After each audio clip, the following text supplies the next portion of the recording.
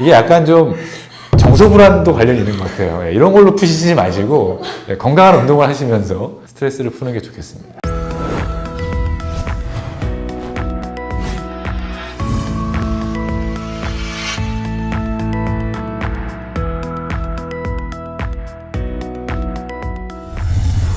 운동 같은 경우는 나이대별로 좀 다르겠죠.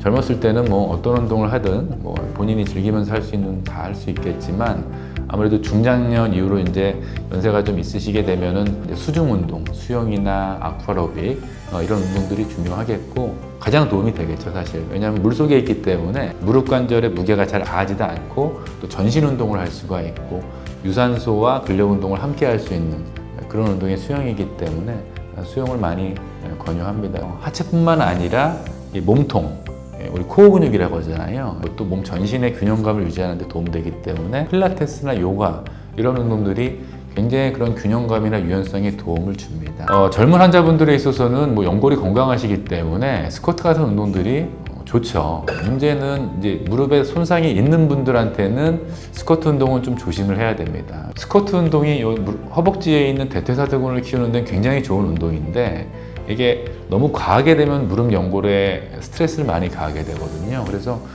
본인이 무릎 상태에 따라서 우리가 이제 운동 방법을 좀 달리할 수 있겠고 좀 연골이 안 좋으시거나 관절염이 있는 그런 분들은 벽에다가 등을 대고 등을 이렇게 내리면서 이렇게 할 수 있는 월스쿼트 이런 운동을 할 수 있겠습니다. 등을 대고 하는 월스쿼트가 어느 정도 이제 적응이 되면은 그 사이에 짐볼 같은 거를 놓고요. 짐볼에 기대면서 균형감을 유지하면서 하는 월 짐볼 스쿼트 같이 할 수가 있겠습니다. 그러면은 단순히 월 스쿼트 하는 것보다는 조금 더 근력이나 균형감 잡는데 또 효과적이라고 할 수 있겠습니다.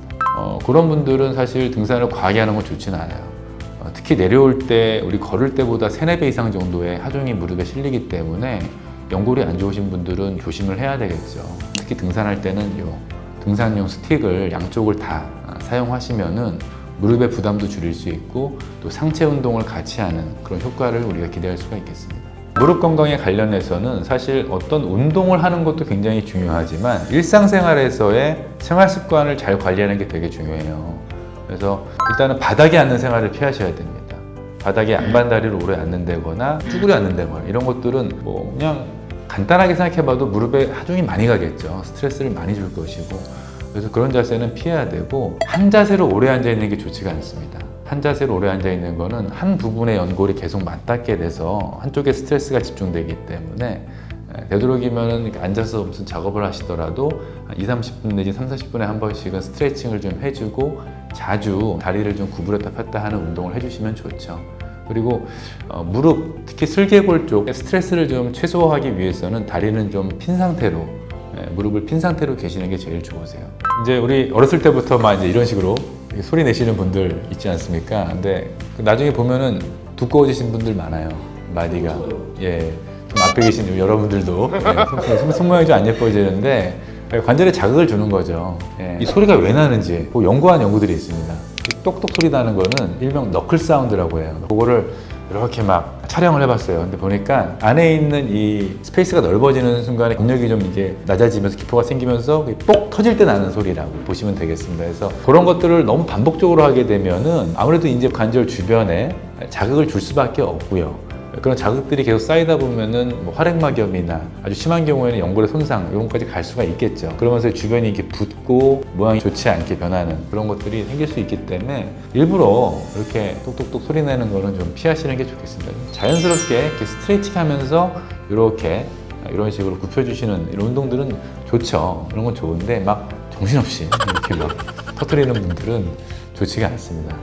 이게 약간 좀 정서불안도 관련이 있는 것 같아요. 이런 걸로 푸시지 마시고 건강한 운동을 하시면서 스트레스를 푸는 게 좋겠습니다. 무릎을 아파보신 분들은 아실 거예요. 이게 굉장히 불편합니다. 일상생활을 하는데 신경이 너무 많이 쓰이고 할 수 있는 것들의 그런 활동 반경이 너무 줄고 그래서 이 무릎 관절의 건강은 젊었을 때부터 유지를 하셔야 돼요. 그 이유 중에 하나는 근력이라는 게 젊었을 때는 그래도 약간의 노력을 들이면은 잘 이게 만들어지거든요. 그리고 젊었을 때 만들어진 그런 근력들은 잠시 좀 쉬었다가 빠져 있더라도 다시 운동을 하면 어느 정도 그게 잘 보강이 돼요. 회복이 되고. 근데 젊었을 때 근력이 좋지 않았던 분들이 중년 이후에 근력을 키우겠다 마음먹고 운동을 하시게 되면은 젊었을 때 노력하는 거에 2배, 3배를 하셔야 그만큼이 생길까 말까가 됩니다. 게다가 잘 유지도 안 돼요. 그래서 젊었을 때부터 하체나 골반, 코어 쪽에 근력을 잘 유지할 수 있도록 노력하시는 것이 굉장히 중요합니다. 40대, 50대가 지나가면은 근감소증이라고 해서 그냥 빠져요. 근력이. 그냥 요즘엔 이걸 하나의 병으로도 봅니다. 그렇기 때문에 젊었을 때부터 규칙적으로 운동을 하고 관리하는 그런 습성을 잘 키워 놓으시는 게 관절 건강에 굉장히 중요할 것 같고요. 또 체중 관리 항상 신경 쓰셔야 됩니다. 평소에 생활 습관 잘 유지하고 규칙적인 운동하는 것들, 이런 것들이 무릎 건강에 가장 중요한 기본이 아닌가 싶겠습니다. Wow.